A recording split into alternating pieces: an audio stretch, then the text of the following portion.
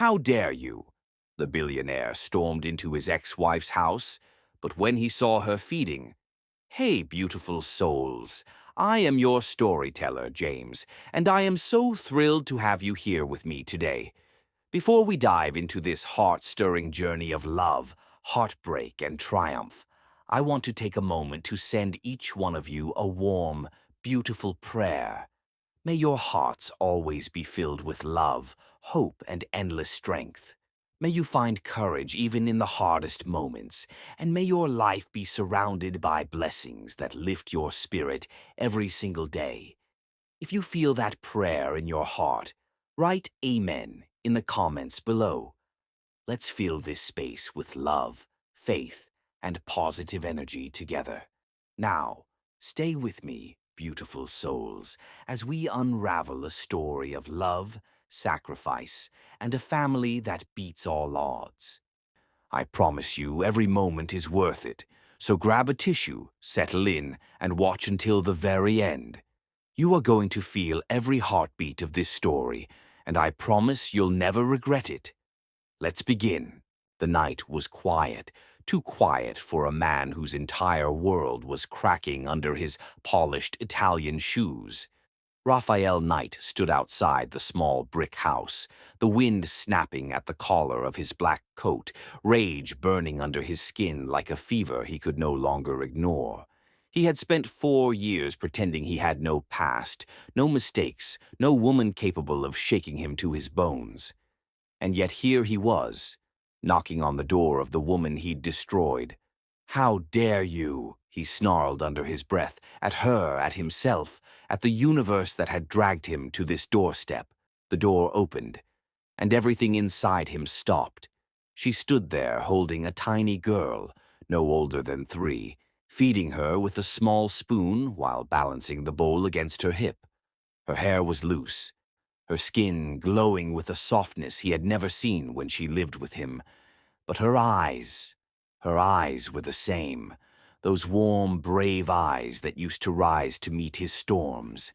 Aria, his ex-wife, his biggest sin, his greatest loss.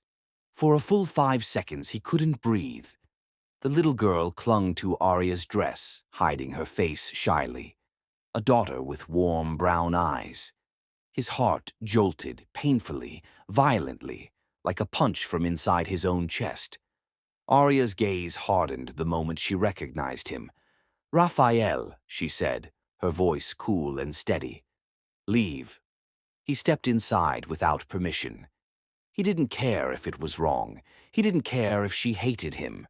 Hate meant feeling. Feeling meant she wasn't gone from him completely. Her brows pulled together. "I said leave."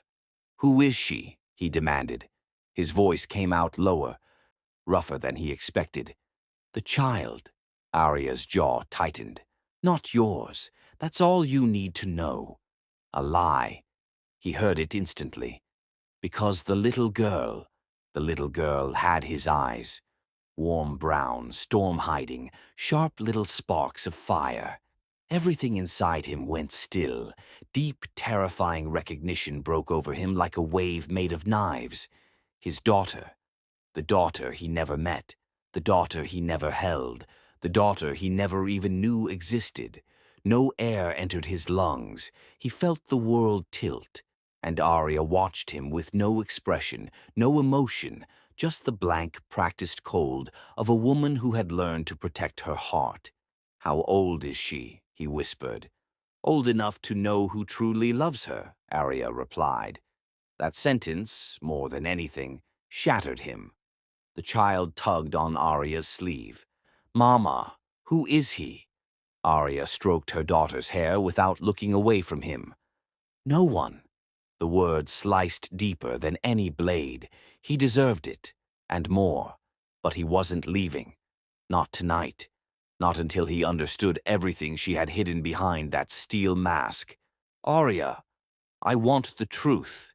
"You don't get to want anything from me," she snapped softly, keeping her voice low for the child's sake. "Not after the way you ended our life." A flash, his own cruelty mirrored back at him. The night he threw the divorce papers across the room. The day he told her she meant nothing. The moment he believed a lie whispered by someone he shouldn't have trusted. He swallowed tightly. I was wrong. Oh? She raised an eyebrow. And after 4 years, your conscience finally woke up? He had no answer, because, yes, that was true. It woke up the moment he saw the child's face. But Arya was not done. Do you know what it's like to be left with nothing? To be thrown out of a mansion and forced to find shelter on a stranger's couch? She inhaled sharply. Do you know how it feels to go through pregnancy alone? He felt the corner of his vision blur. Shelter. A stranger. Pregnancy. Alone. Who sheltered you? He asked. Her silence was louder than thunder. A second shadow stirred from the hallway. Raphael's spine locked. A tall man stepped forward, broad-shouldered, dark-haired, with eyes far too gentle for a man standing inside his ex-wife's house. Arya, the man said softly, do you want me to take Lily to her room? Lily. The name hit Raphael like a hammer. His daughter's name. Arya nodded. Please. The man reached for the girl, confident, natural, familiar, and Lily reached back without hesitation. Raphael froze. That simple gesture sent fire roaring through his veins. The stranger picked the child up with ease. Come on, princess. Princess, princess, princess. The word slammed through Raphael's skull. His daughter, being carried by another man. His daughter, trusting another man. His daughter, calling someone else home. Arya saw the fury on Raphael's face and laughed bitterly. No, she said. Don't look at him like that. He did what you never had the courage or heart to do. The stranger, the man she trusted, looked at Raphael with steady eyes. I took them in when she had nowhere to go, he said quietly. And I would do it again. Raphael's hands clenched. He felt sick. He felt violent. He felt something he had never felt before. Fear of losing something he never knew he had. The man disappeared down the hallway with Lily. Arya set the bowl down on the table and faced Raphael fully. So, she said, arms crossed over her chest, you've seen her. You've seen who stood by me. Now leave. He swallowed 1,000 storms. No, he said, her eyebrow arched. Excuse me? I'm not leaving without my daughter. Arya's laugh was empty. Your daughter? Raphael, you forfeited that right. I didn't know. You didn't want to know. Silence. Thunderous, suffocating silence. He stepped closer, just one step, slow and deliberate. Let me be part of her life. No. Arya. No. Her voice cracked for the first time, raw and trembling. You don't get to walk in after years and demand a place. You don't get to break me, disappear, and then claim her. He felt something sharp twist inside him. She wasn't angry. She was hurt. Deeply, permanently hurt. And for the first time in his life, Raphael Knight felt powerless. Tell me what I have to do, he whispered. Her eyes glistened, but her voice stayed cold. Earn it. He swallowed. Then I will. She looked away, breathing unevenly, gathering herself. You don't understand, Raphael, she said softly. You're too late. His heart stopped. Why? Because Lily already has someone she calls family. He stiffened. That man? Yes, she whispered. Him. The ground under his feet vanished. And then, from down the hallway, Lily's small voice floated back. Uncle Noah, will Mama be sad again? The stranger murmured something soothing, and Raphael cracked open from the inside. Lila sat on the cold clinic bench long after the doctor had left, her fingers trembling around the sonogram printout. The tiny white silhouette floated inside the dark oval like a fragile secret the universe had whispered into her hands. Her child. Ethan's child. A life created in love but now condemned to grow in the ruins of everything she had lost. Her heartbeat thudded painfully, echoing through her ribs. I can't let them take this baby from me. I can't let them destroy another innocent life. Outside, thunder murmured against the horizon, and rain streaked the windows in relentless lines. The world looked blurred, distorted, just like her future. Dr. Myers peeked through the doorway. Do you have someone to call? Family? Husband? Family. Husband. Two words that once felt like home, now stabbed like shards of broken glass. She shook her head.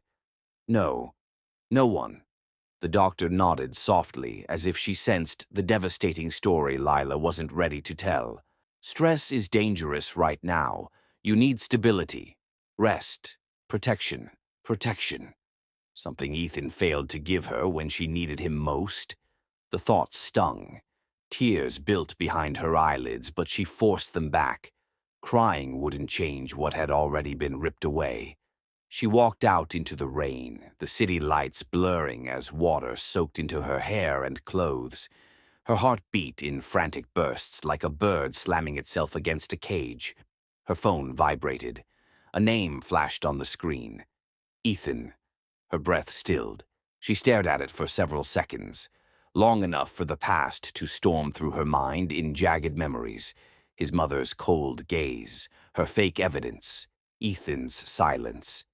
Ethan's signature on the divorce papers. Ethan walking away without once looking back.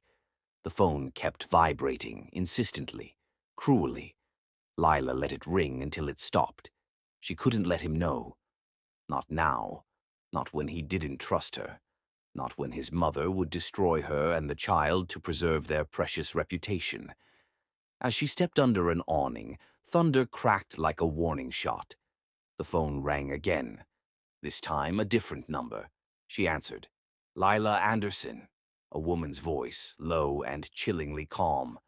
This is Marlene, Ethan's family attorney. There are matters we need to settle. Lila closed her eyes. She already knew. They wanted silence. They wanted her gone. They wanted her erased, like she had never existed in Ethan's life at all. I'll come tomorrow, Lila whispered. Good. And come alone. The call ended. Her breath shook violently. She wrapped an arm protectively around her stomach, as though shielding the tiny heartbeat inside. The rain fell harder. She walked aimlessly until her feet numbed, until the city melted into endless darkness. She ended up on the steps of an old church she used to pass on her way to the library, a place she had never entered before today. A soft light glowed inside. Warm. Safe. She pushed open the door. A woman in her mid-40s with gentle eyes and an energy that radiated quiet strength looked up from lighting a candle. Are you all right? She asked softly. Lila shook her head, her voice cracking. I don't have anywhere to go. The woman motioned her forward. Come sit. Tell me what happened. Lila didn't know why she trusted her. Maybe because she had no one else. Maybe because something inside that woman's eyes made her feel seen for the first time in months. My name is Elena Ross, she said. You're safe here. Safe. Lila's knees buckled. She sank into the pew, and for the first time since the divorce hearing, she let herself cry. Painfully, silently, uncontrollably. Elena held her hand, not asking questions, just staying beside her like a quiet pillar in a crumbling world. I'm pregnant, Lila whispered finally, her voice breaking. And his family. They'll take everything from me. They won't let me keep this baby. They've already destroyed my marriage. They'll destroy this too. Elena's expression softened with deep understanding, almost like she had lived through the same storm. You don't have to face them alone, she said. A fragile warmth flickered in Lila's chest, hope, but weak, trembling. But then reality crashed over her again like a merciless tide. No, she whispered. If he knows, if Ethan finds out I'm pregnant, his mother will come after me harder. They'll smear me, ruin me, take my child. I can't let that happen. I have to go. Somewhere they can't reach me. Elena squeezed her hand. You're terrified, But fear shouldn't make your decisions. Love should. Lila looked down at her small, trembling hand resting over her stomach. Love. Yes, she loved this baby fiercely already, enough to burn her own life to save hers. But Ethan, his signature on the divorce papers had been the last blow. He had chosen duty over her, chosen silence over trust, chosen his family over their love. She couldn't let him hurt this baby the way he had hurt her. Elena stood. I have a guest room in the shelter building next door. It's small but safe. You can stay there until you figure out your next step. Lila looked up, stunned. Why would you help me? Elena smiled, a sad smile filled with a pain Lila didn't understand yet. Because once, she whispered, someone helped me when I had nowhere to go. Lila swallowed hard. Her chest tightened. This woman, this stranger, was offering the one thing she desperately needed. A refuge, a hiding place, a chance. She followed Elena to the side building, a modest, clean space with soft lighting and warm quilts. Lila ran her fingers over the blanket. It felt unreal, like she had stepped into someone else's quiet life. Rest, Elena said gently. Tomorrow will be hard, hard. Lila knew that word too well. But tonight, for the first time in weeks, she felt something close to peace. She lay down, exhaustion pulling her under, and whispered to her baby, I will protect you, even if it destroys me. Her eyelids grew heavy. But just as sleep began to claim her, her phone buzzed from the nightstand. A message from Ethan. She reached for it with shaking hands. One line. Why did you go to a hospital today? Her breath stopped. Her heart slammed violently. How did he know? Who told him? Was he looking for her? Had his mother found out? Fear tore through her like lightning. The phone buzzed again. Lila, answer me. Her pulse hammered. Her vision blurred. Ethan was watching her. He was already closer than she thought, and tomorrow she had to face his family's attorney. Her hand curled protectively over her stomach. She whispered one word. Run, because now she knew. They were already coming for her. Rain hammered against the shelter windows like a warning she didn't know how to interpret. Lila stood frozen beside the nightstand, Ethan's messages burning on her screen like small, glowing threats. How did he know? Who told him? How close was he? Her breath trembled so violently she felt dizzy. Elena appeared at the doorway, concern etched across her face. Is something wrong? Lila shook her head at first, but then her voice cracked. He knows I went to the hospital today. Elena's eyes narrowed with quiet calculation. Not fear, strategy. He must have someone watching you, she said softly. Or he still has access to the clinic records through his family's influence. The word influence tasted like poison. Ethan's family had destroyed her life with nothing more than whispers and lies. What could they do now that she carried the very child they would use as ammunition? A shrill ring sliced through the air. Lila flinched, her phone again. Ethan. She silenced it with trembling fingers. Elena approached carefully. You don't have to talk to him. I can't, Lila whispered. If he finds out I'm pregnant, they'll come for her. His mother will do something awful. I know she will. Elena's expression softened at the word her, as though she already sensed the baby's identity as deeply as Lila did. Then you must protect yourself, Elena said firmly, and for now that means staying hidden. Lila nodded, swallowing the rising wave of fear. But morning didn't grant mercy. Morning arrived like judgment. The meeting. The next day, Lila sat rigidly in the back of a sleek black sedan, her palms damp on her skirt. Marlene, Ethan's family's attorney, had arranged the transportation. She hadn't given Lila a choice. Be punctual, she'd ordered. Be silent. Come alone. The car pulled up to a towering silver building downtown, its mirrored windows cold and merciless. The chauffeur opened her door without speaking. Inside, the lobby was marble and glass, pristine and intimidating, a sanctum of wealth where lives were rewritten with signatures and threats. A tall woman in a navy suit approached. Marlene, predatory grace, diamond hard eyes. "Miss Anderson," Marlene said, her voice clipped. "Follow me." Lila's stomach twisted. She wrapped her hands protectively over her abdomen, a motion Marlene's sharp eyes didn't miss. They rode the elevator to the 27th floor, and Marlene led her into a conference room bathed in cold light. On the table sat a folder, thick, heavy, waiting like a trap. "Sit." Lila obeyed. Marlene closed the door with a soft click, the sound of a cage locking. She slid the folder toward Lila. "We'll handle this quickly." Lila's throat tightened.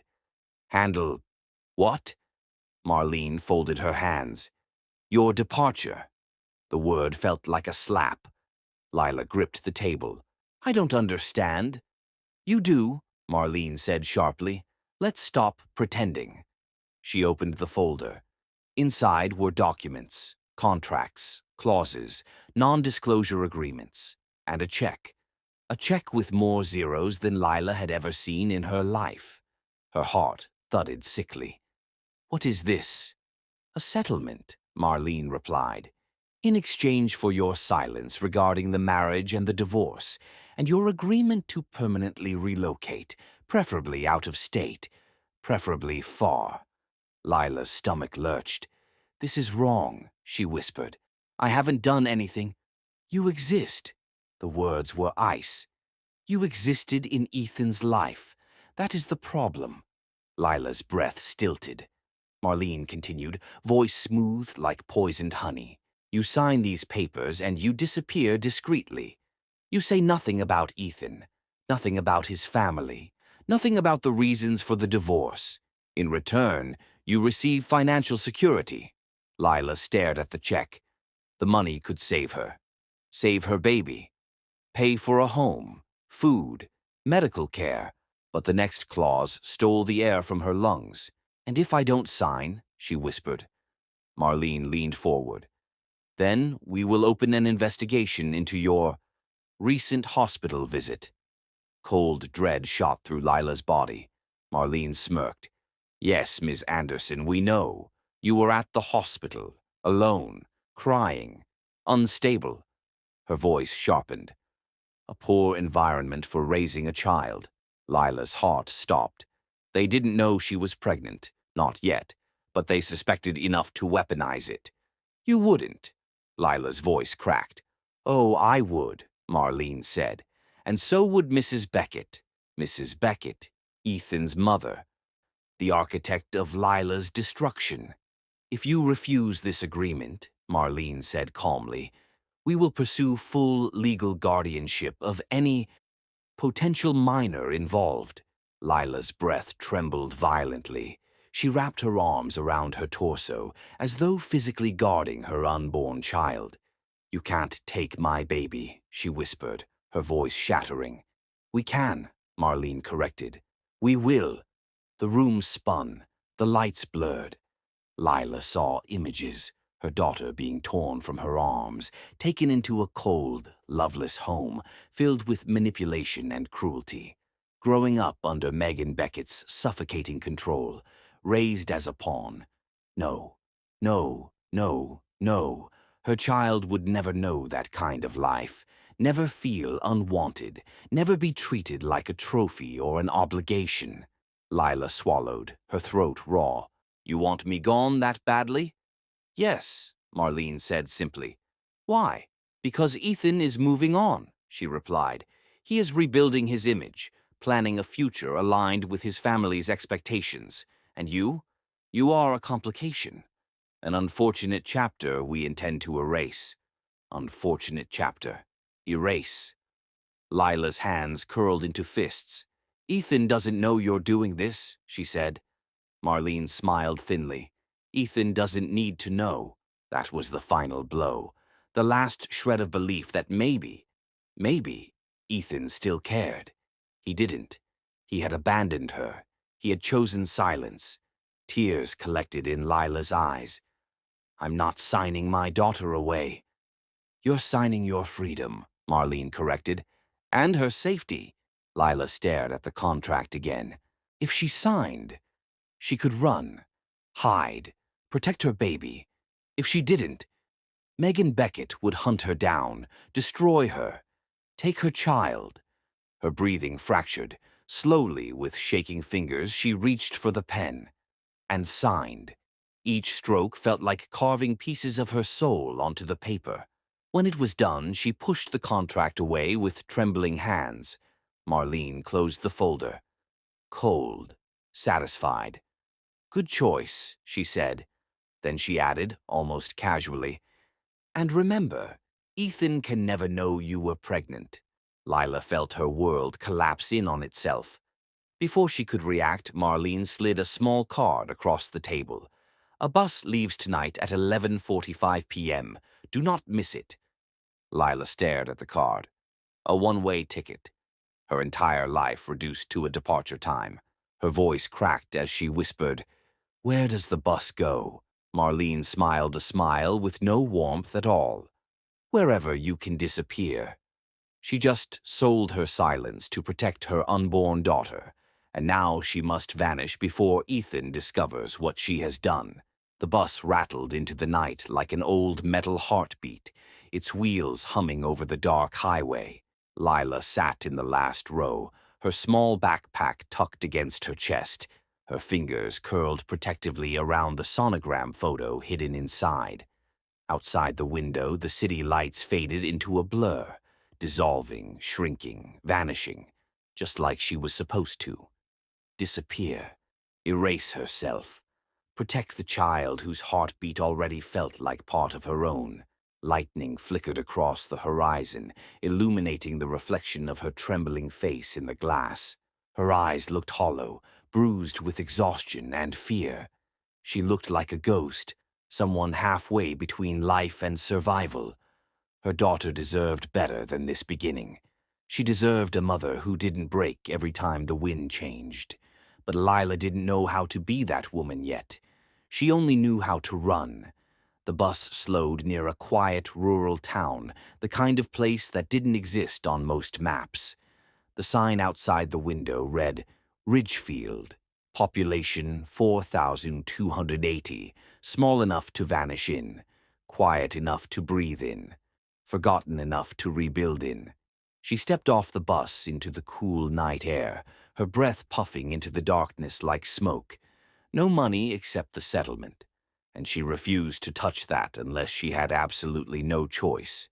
No friends, no home, no idea what came next. But she had a promise, a vow whispered to her unborn daughter. "I will protect you, even if the world hunts us."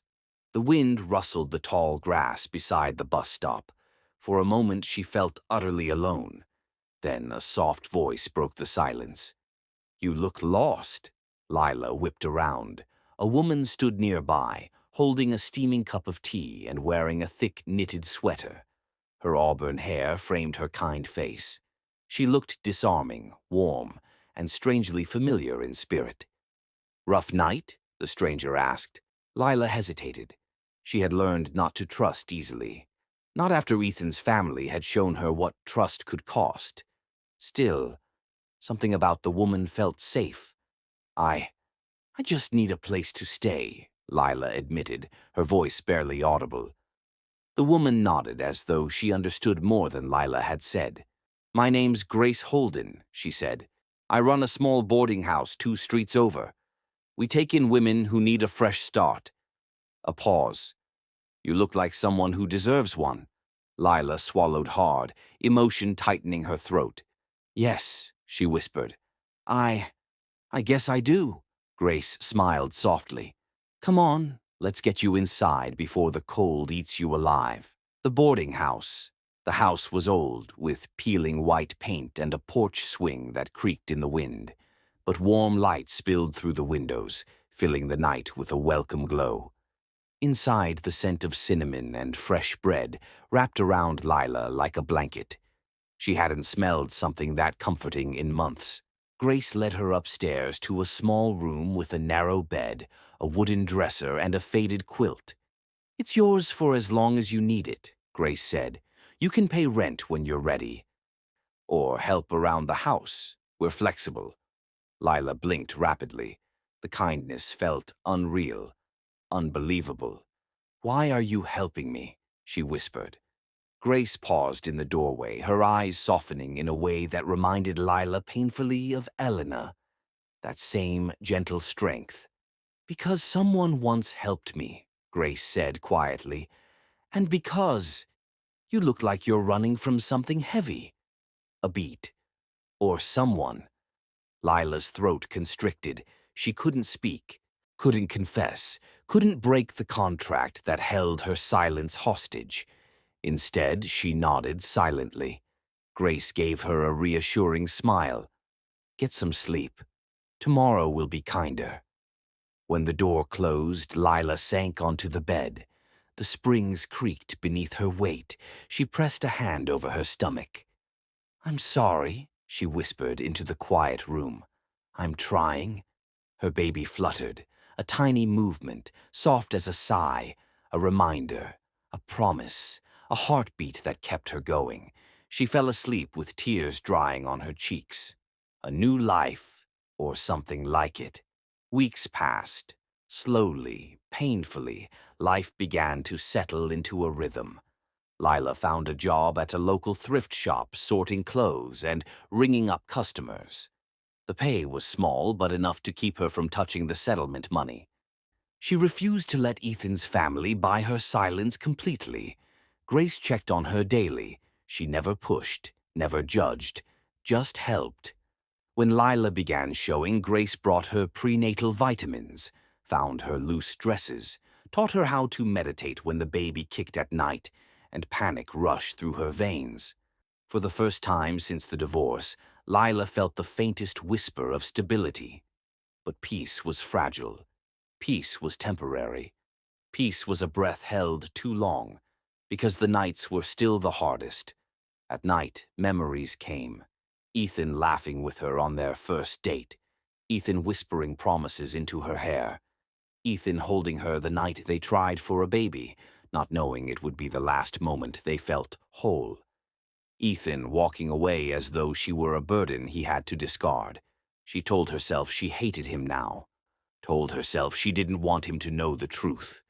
Told herself the past was dead. But in the deepest corners of her heart, something still ached, still broke, still remembered. And then, there was her daughter. She grew stronger every day. Lila felt her kicks, felt her stretching, growing, thriving. Sometimes, in the quiet hours before dawn, she'd whisper, "You're everything Ethan refused to fight for. Everything they tried to steal from me. But you're mine. Only mine." Her daughter kicked as if answering her, and every time she did, Lila's heart shattered with both love and grief. Because even if she wanted to forget Ethan, she couldn't. Not when her daughter had his heartbeat, his stubborn strength, and, she feared, his eyes, the mirror. The day her daughter was born, the world went silent. Rain hammered against the window just as it had the day Lila learned she was pregnant. A nurse placed the tiny, pink-skinned baby into her trembling arms. "Congratulations," she whispered. "She's perfect."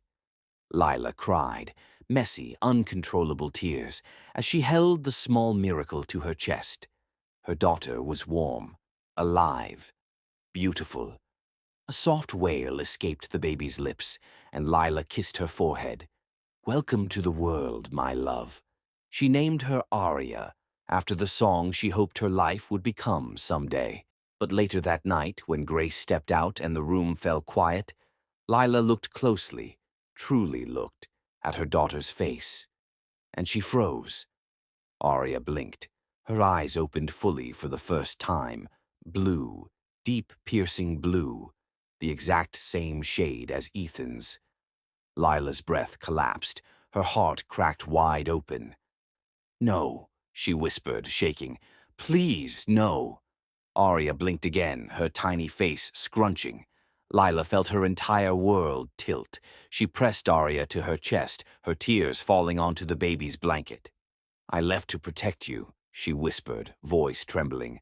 "But how can I protect us when you look exactly like the man I'm running from?" Her voice broke, completely, painfully, and then the door creaked open. Lila looked up sharply. Grace stood there, holding an envelope, her face pale, her voice trembling. "This arrived for you," she whispered. Lila stared at the envelope. Her name was written in bold, familiar handwriting. Ethan's handwriting. Her blood ran cold. Her heart stopped. Her fingers trembled violently as she reached for it. Because somehow, he had found her. Her life in shadows is over. Ethan Beckett has begun the hunt. The penthouse was silent, but the silence was suffocating. Ethan Beckett sat in the center of the living room, his tailored gray suit perfectly pressed, his tie loose around his neck, yet every detail of his life screamed emptiness. The champagne flutes on the marble table reflected the city lights like tiny shards of a life that wasn't his. He had everything: the company, the wealth, the power. Yet for the first time in his 34 years, he had nothing. Not a woman to share it with, not a child to love, not a soul who mattered beyond the hollow echo of his own footsteps. He sipped from a crystal glass of whiskey, its burn barely registering over the storm raging inside him. Each sip was another reminder of what he had destroyed, not just a marriage, but a life, a family, his own chance at happiness. His mother, Marjorie Beckett, sat across from him, her posture impeccable, her face a mask of composure. But Ethan could see the cold calculation in her eyes, the satisfaction she thought she had earned by tearing Lila from his life. He slammed the glass onto the table. The sound echoed violently through the penthouse, bouncing off the walls like a warning shot. "Mother," he barked. "Where is she?"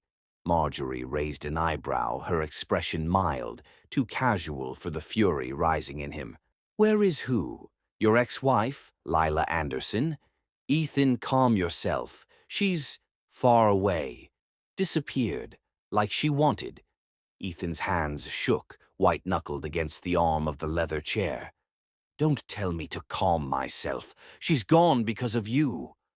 "I did what had to be done," Marjorie replied smoothly. "You were weak. She was complicating your life. I gave you the clarity you needed. You should thank me." Clarity. The word made him want to throw something across the room. "She's carrying our child, Mother," he roared. The glass trembled in his hand. "You don't get to decide what happens to her or the baby."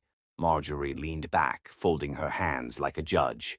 "Carrying your child, you say? That's news to me." Ethan's chest tightened. He could feel the walls of his life closing in. The knowledge that he had been blind, deaf, and complicit in Lila's suffering clawed at him like a living thing. 4 years.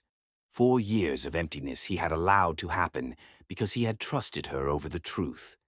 Trusted a lie. Trusted the family that had destroyed his life in the first place. He stood abruptly, pacing the room, his shoes tapping the marble floor like gunshots. He remembered the day he signed the divorce papers, the way her eyes had looked at him, hurt beyond words, yet filled with a strength he had failed to recognize. The way she had spoken her last words to him, not with rage, but with a quiet dignity that had haunted him ever since.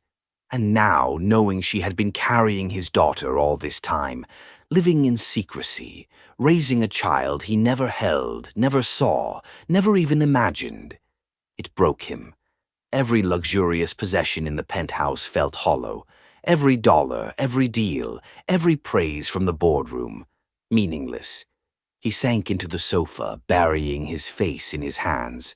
A year of searching, a year of asking questions, following leads, tracing every faint hint of her presence.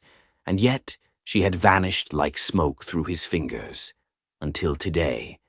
A young courier had slipped a small envelope under the penthouse door, his name written in bold, familiar handwriting, Lila Anderson.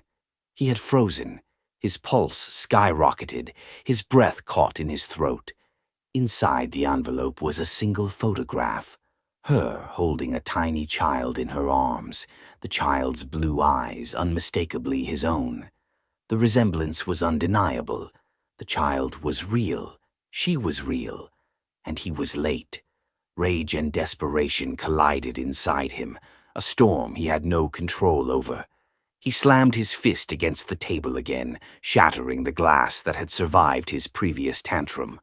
Marjorie rose immediately, her composure unshaken. "Ethan, control yourself.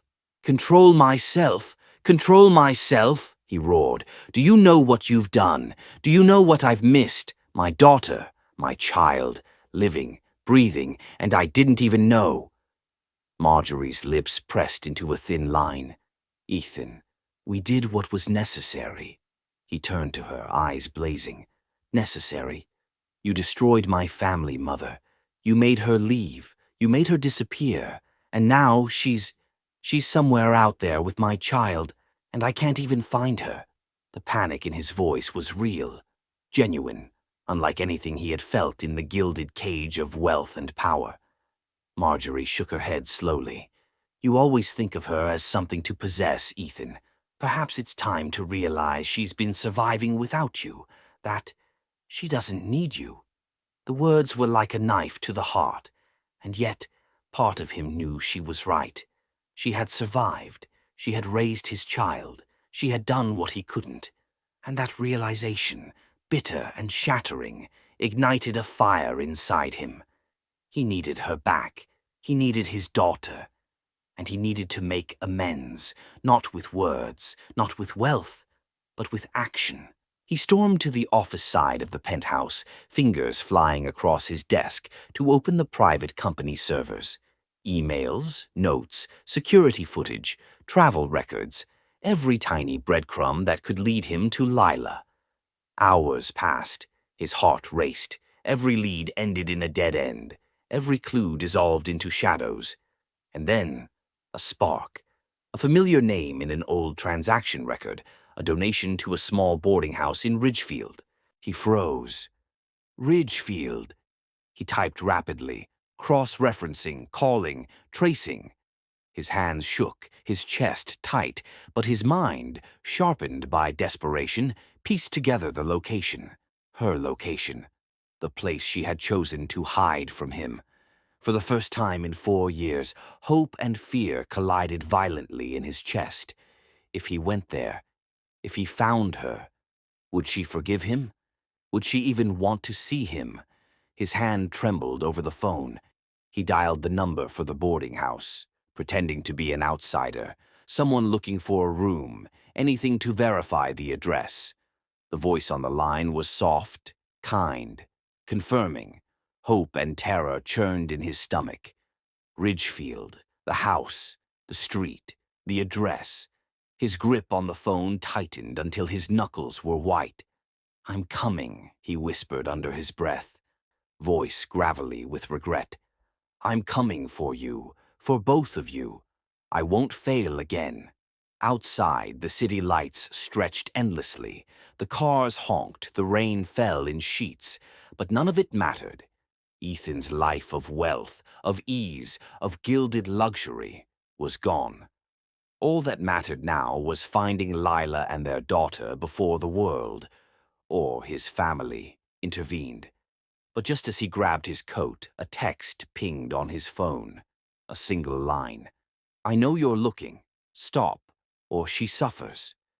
Ethan's chest went cold, a trap or a warning. And suddenly the chase had become far more dangerous than he ever imagined. The sun had barely risen over Ridgefield when Lila awoke to a soft knock on her door. At first, she thought it was Grace bringing breakfast or checking on her daughter, Aria. But the knock had a different rhythm. Sharp, deliberate, uncomfortably precise. Her heart seized. She pressed her finger against her lips, whispering, "Aria, stay asleep. Carefully, Lila moved toward the door, peeking through the peephole. A black sedan sat on the street, tinted windows glinting ominously in the early light. No one else was on the quiet street. Her stomach sank. Someone had found her. Before she could react, the doorknob rattled violently. "Miss Anderson, open up!" a voice demanded, cold, commanding, unmistakably authoritative. She froze. The voice carried a sharp, metallic edge she had heard only once before in her life. Marlene Beckett. Her pulse raced. The contract, the settlement, the promise of protection. None of it mattered anymore. She bolted toward the small closet, grabbing Arya and pressing her against her chest. The baby stirred, whimpering softly. "Shh, baby, it's okay. Mama's here," Lila whispered, her voice trembling. The rattling at the door intensified. "You don't get to hide forever, Ms. Anderson." Marlene's voice cut through the air. "Open the door. It will be easier for all of us if you cooperate." Lila's mind raced. She could run. She could escape. But the street was exposed. The sedan outside would catch her in seconds. And then she remembered the back door, a narrow wooden exit Grace had always kept for emergencies. "Arya, Mama needs you to be brave, okay?" she whispered. Her tiny fingers curled around Lila's necklace. "We have to run." She slipped into the small hallway, peeking around corners, her heartbeat thunderous in her ears. The front door creaked again. "Lila! You can't hide from me!" Marlene shouted. And Lila heard the sound of gloves sliding over polished metal. The back door was inches away. She could see the faint morning light spilling through the small gap under the door. And then, a soft click. A shadow moved in the living room. Lila froze. Marlene's eyes glinted through the dim light, calculating, precise like a predator sizing up its prey. "You've been very clever," Marlene said, almost admiringly. "But clever doesn't save you from consequences. That baby, she has a name now, doesn't she?" Lila's jaw tightened. She pressed Arya tighter against her chest. "What do you want?" she demanded, trying to sound braver than she felt. Marlene's smile was sharp, cruel. "You signed the contract, Miss Anderson. You agreed to disappear. But apparently, you've been very naughty. And now, you've attracted attention." "Attention? What? Who?" "Your little daughter, Miss Anderson," Marlene interrupted, stepping closer.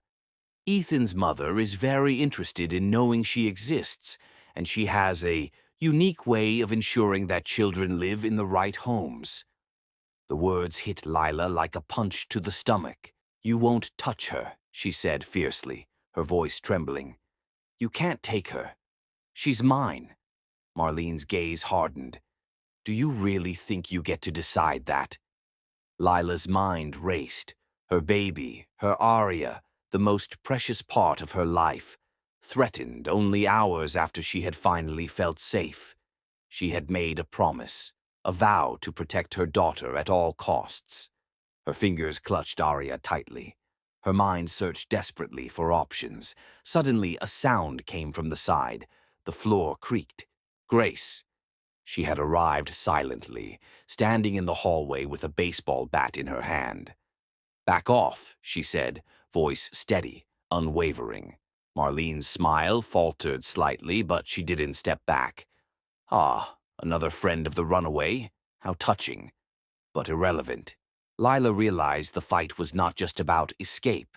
It was about strategy. "Grace," she whispered, "get Arya and run. Don't stop. Don't look back." Grace's eyes met hers, fierce and unflinching. "Go, Lila. I'll handle her." But Lila shook her head violently. "No, I'm not leaving my baby." Marlene laughed, a sound like breaking glass. "Then you'll all pay the price." The next moments blurred into chaos. Grace swung the bat with calculated force, breaking the nearest window. Glass shattered, raining onto the floor. Marlene took a step back, startled, but she recovered instantly, producing a phone, dialing quickly. Lila bolted toward the back door, Arya pressed to her chest. Her legs moved on instinct, fueled by terror and love. The air outside was crisp, and the world seemed impossibly wide. The black sedan waited, but she ignored it, running toward the cover of trees and shadows. Behind her, Marlene's voice shouted orders. Grace's voice shouted instructions. Lila didn't stop. She ran for her daughter, for her life, for the one fragile heartbeat that depended entirely on her. And then she heard it. A familiar voice, impossibly close, cutting through the chaos. Lila. Her blood froze. Not Marlene. Not Grace. Ethan. He stood a few feet away, drenched from the morning mist, eyes wide with shock, regret, and something more. Something Lila couldn't name, yet recognized instantly.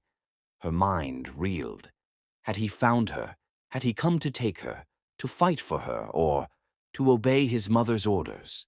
Arya stirred in her arms, tiny fists curling, sensing the tension in the air. Lila's heart thundered. Her choices had vanished. There was no running now. Marlene's voice grew louder. Ethan Beckett, step aside or face consequences. Ethan's jaw tightened. He stepped forward, eyes locked on Lila's. And in that moment, Lila realized the world she had built in shadows, her small, fragile sanctuary, had ended. Her survival, her daughter, the life she had fought so hard to protect, all depended on the man who had abandoned her. The morning air in Ridgefield was sharp, almost cruel, as Lila pressed Arya closer to her chest. Her heart thumped like a war drum. Ethan Beckett stood before her. Drenched, eyes locked on hers, face a storm of regret, fear, and longing. Behind him, Marlene Beckett's shadow loomed, sharp and threatening. Lila, Ethan breathed, his voice cracking, raw and desperate. I've found you. I've been looking for you. For her. Lila's hands trembled. You've been looking for me. Her voice wavered, filled with disbelief, anger and pain all at once. Do you know what it's been like? Do you know what I've done to survive? To hide from you? From your family? Ethan took a step closer. I know I was blind. I let them control everything.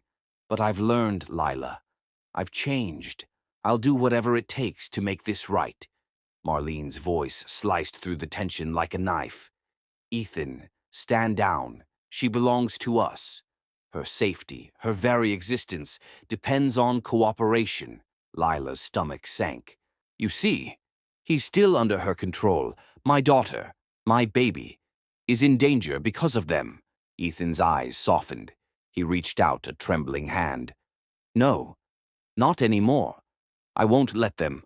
I won't let anything hurt you or Arya. You hear me? I'm here now. And I will protect you both. Lila's chest tightened. Part of her wanted to believe him, but the other part, the part that had endured months of fear and solitude, screamed, trusting him could destroy you again. Ethan, she said softly, almost choking on the words, you have no idea what I've sacrificed to keep her safe. You weren't here. You weren't there. And now you come.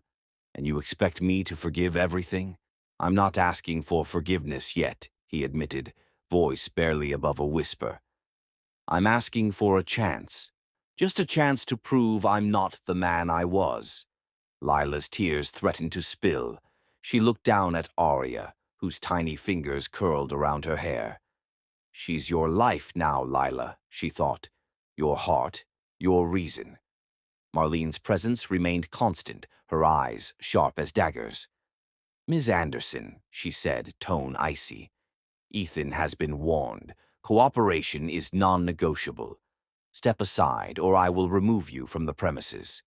Lila's jaw tightened. Remove me? You think you can take her from me?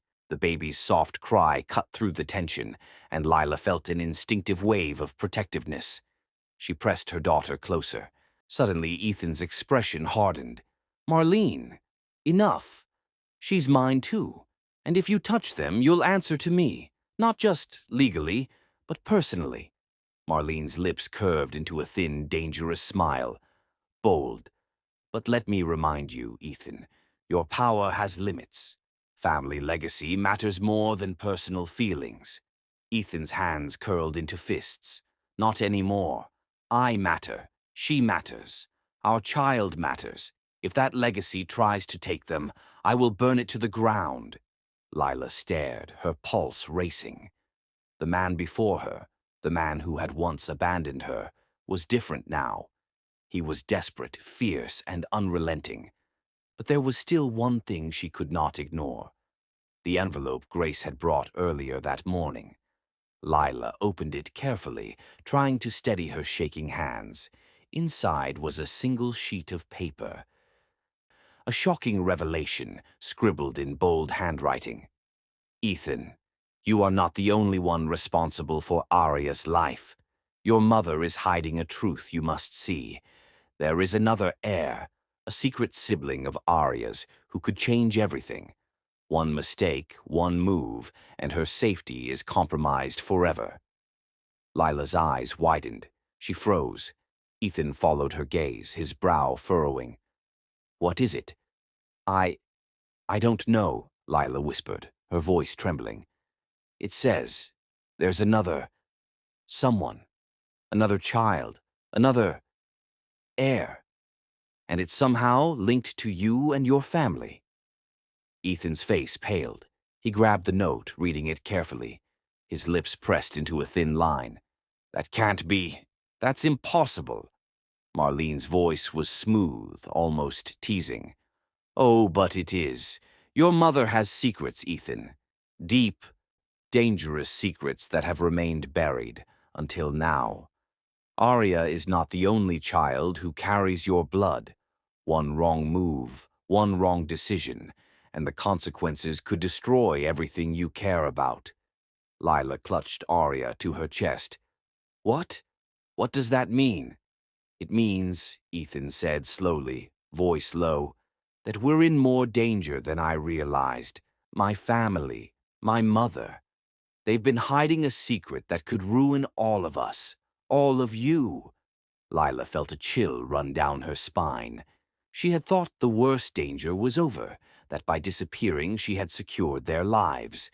But now the shadows stretched wider, and the past, Ethan's family, their secrets, was reaching into the fragile life she had built.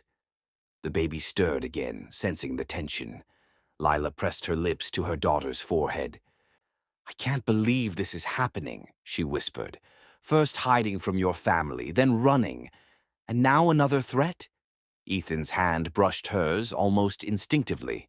We'll face it together, he said, though his eyes betrayed the storm of fear inside him. Whatever it is, I will protect you and Arya. I swear it. Lila's tears fell, her emotions raw, tangled between anger, fear, and the faintest flicker of hope. But before she could respond, Marlene stepped forward, her expression unreadable. You have very little time, she said. The truth about the other child cannot remain hidden forever. When it emerges, it will put everything in jeopardy. Arya's safety, your fragile freedom, and Ethan's attempts at redemption. Decide wisely. Every second counts. The words hit like a hammer. Lila's breath caught. She realized painfully that this was bigger than herself, bigger than Arya, bigger than Ethan. The conspiracy, the family, the secrets, they were still in control. Her hands shook, holding Arya tightly. She looked at Ethan, desperate for guidance, for protection, for some sign that they could survive this. Ethan's jaw tightened, eyes blazing with determination. We'll find out the truth. I promise you, Lila. I won't let them hurt you. Not my daughter. Not you. Not anything I've ever loved. But even as he said it, Lila's heart raced with fear, because the next moment the sound of a phone pinging cut through the tension. A new message appeared on Marlene's screen. We have the other child. Come alone if you want Arya alive. The room went silent. The rain fell hard over Ridgefield, hammering against the windows of the small boarding house. Lila clutched Arya to her chest, heart pounding as she watched the dark sedan idling at the edge of the property. Every muscle in her body was tense, every instinct screamed to run. Ethan Beckett stood in front of her, soaked, eyes blazing with determination. He had faced his mother, faced the lies, faced the manipulations that had cost him 4 years of his life. And now, the ultimate test lay ahead. Marlene Beckett emerged from the car, the envelope she had sent earlier in hand. Her presence was as cold and imposing as ever. "Time is up," she said smoothly. "The other child, the one you've been warned about, is in my custody. Arya will be safe only if you comply." Lila's stomach twisted. Another child? Another threat? She pressed Arya closer, her mind racing, but this time she would not be paralyzed by fear. This time, she would fight. Ethan stepped forward, hand brushing against hers. "We end this today. I will not let her take anyone else from us. Not Arya, not anyone I care about." Marlene laughed, sharp and cruel. "Bold words for a man who lost everything once. You still don't understand the stakes." Ethan's voice was steady now, strong. "No, you don't understand. I've learned. I've changed, and I will protect them at all costs. If that means burning the bridges of my past, so be it. I will destroy anything that threatens my family." Lila looked at him, tears filling her eyes. There was the man she had once loved, the man who had failed her, and now, the man she could trust, fully and completely. Her heart thudded painfully, painfully happy. "You've grown," she whispered, voice trembling. "Stronger than I ever imagined." Ethan shook his head. "You are the stronger one. I just finally see it." Marlene's eyes narrowed. She raised the envelope. "Do you understand? One wrong move and Arya or the other child could be harmed." Ethan didn't flinch.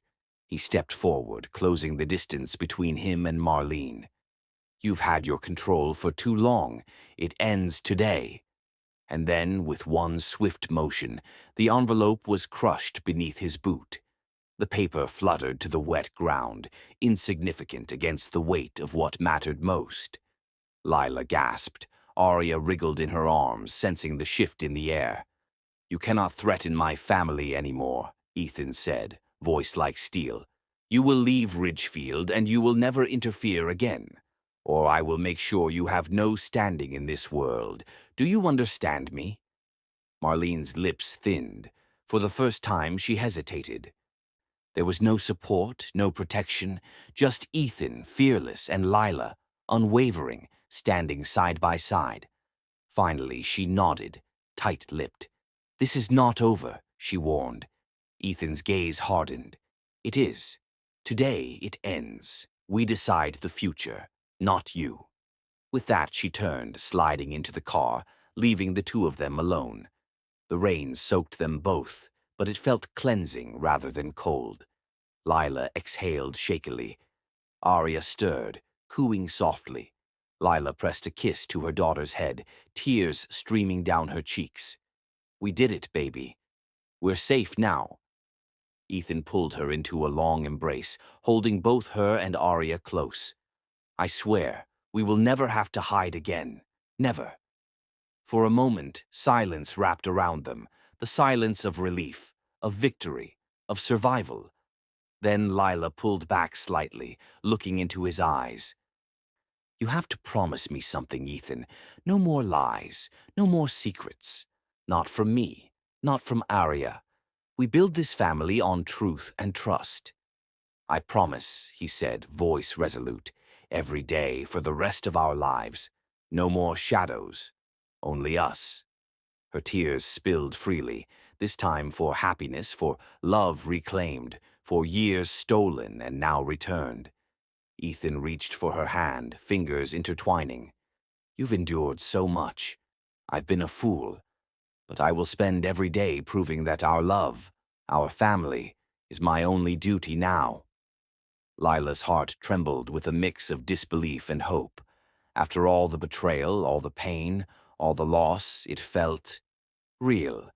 Finally, a small giggle escaped Arya. She looked between them, tiny arms reaching toward Ethan. Lila smiled through her tears, handing her daughter to him. "Look at her," she whispered. "She's ours, completely ours." Ethan held Arya close, looking at the tiny face that mirrored so much of him, and he felt an overwhelming surge of love, awe, and responsibility. "She's perfect," he whispered, "and she's ours to protect forever." The storm outside began to wane, the rain softening to a gentle drizzle. Sunlight peeked through the clouds, illuminating the wet streets like a promise. For the first time in 4 long years, Lila felt free. Not because the danger had vanished entirely, but because she was no longer alone. Ethan was by her side, Arya in their arms, and together they had reclaimed what had been stolen. And the thought of the secret child, the mystery that had haunted Ethan and Marlene, now felt distant. Whatever came next, they would face it together, a family forged in love, strength, and resilience. Ethan lowered his gaze to Lila, wiping her tears with the gentlest touch. "This is the start, Lila. A real start. Not just survival, but life. Together." She nodded, letting herself believe it. "Together," she echoed. Arya cooed, reaching out to Ethan with tiny hands, and he laughed, a full, unrestrained laugh that shook away the last remnants of guilt and despair. Lila laughed too, tears still glistening as she felt the warmth of family wrap around her. And in that moment, the storm outside cleared completely, the sun breaking through in golden rays, reflecting on the wet streets like a promise. Love had won, trust had returned, and finally, happiness was theirs. For the first time, Lila whispered, not just to Ethan or Arya, but to herself. "We are safe, we are home, and nothing can take this from us ever again." Ethan kissed her forehead, holding both mother and daughter in his arms. "Forever," he promised. And as the sunlight bathed them, a family once broken now stood unshakable, the past finally behind them, and the future, theirs alone, waiting to be written.